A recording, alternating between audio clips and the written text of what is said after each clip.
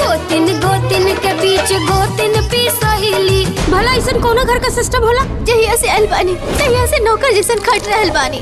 घर के सारा बर्तन झाड़ू पोछा सब कुछ हमके अकेले के करे के पड़ेला। नमस्ते प्रणाम, आप सब देख रहल बानी भोजपुरी प्लस। त आज जो ना ट्रेलर के रिव्यू लेके आयल बानी, ओकर नाम बा झगड़ा गोतिन गोतिन के। जी हाँ, एंटरटेन रंगीला यूट्यूब चैनल पर ही ट्रेलर रिलीज भइल बा आज सुबह ही। और कहानी बहुत मज़ेदार बा, फैमिली ड्रामा फिल्म बा जोना में गौरव झा, रितु सिंह, जय यादव और भी अनेकों कलाकार बाड़े। बात करी डायरेक्शन के, तो डायरेक्शन देले बाड़े अजय कुमार झा जी।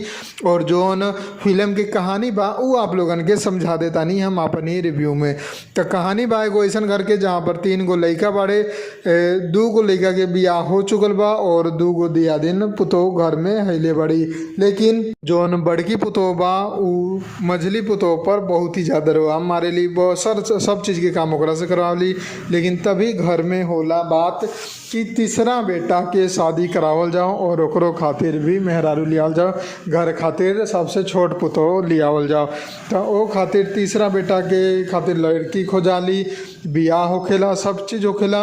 और अब सीन का बनेला कि जोन 2 गो बड़का जेठानी बाड़ी वो मिलके इ नईकी पितो पर पूरा रुआब झाड़ेली और अपन देवरानी से ही सारा काम करावेली, झाड़ू चौका बर्तन। और जब वो खाली थोड़ा टाइम खातिर भी रहेली तो ओकरा से अपना मन पसंद के चटपटा सामान बनवा के खा ली। कबे से तंग होके उ छोटकी पुतो अपन घरे फ़ोन करके अपन माई के ई तकलीफ़ बतावेली। तब ओकर माई कहेली कि तू सिर्फ सुबह के खाना बनाओ और ओकरा बाद बाकी काम छोड़ दे, और जेकरा के काम खातिर कोनो तो बोलता तो ओकरा से कह कि वो काम अपने करे। तो जैसे ही ये नियम घर पर लागू होला, छोटकी पुतो लागू करेली, तैसे ही शुरू हो जाला कलेश।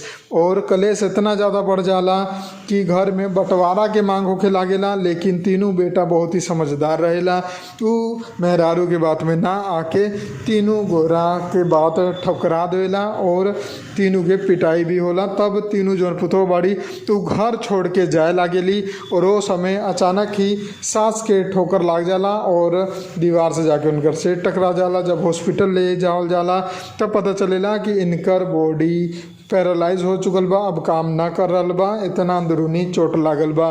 तब जोन तीनों बेटा होला वो अपन माई के सेवा करेला और तीनों पुतों के कह दियल जाला कि तू हमार माई के ना छूबू, सारा काम हमनी करम, खाना पीना, माई के देखभाल सब चीज़ हमनी करम, तो उन्हीं के कुछो ना करे के बा। तो ये सब देख के तीनों पुतों के बहुत ही ज़्यादा बुरा लागेला और अफसोस होखेला। तो यही तरीका की कहानी बा जो कि आप लोगन के 3 गो दियादिन के नोक झोंक, बेटा के माई के साथ प्यार, सारा कनेक्शन देखे के मिली ई ट्रेलर में। तो जाइए एंटरटेन रंगीला यूट्यूब चैनल पर ट्रेलर देखिए। और अगर हमारी रिव्यू पसंद आयल बा तो वीडियो के लाइक करके शेयर जरूर कर दी। हम मिलम आप लोगन के एगो नया वीडियो में। जय हिंद, जय भोजपुरी, प्रणाम।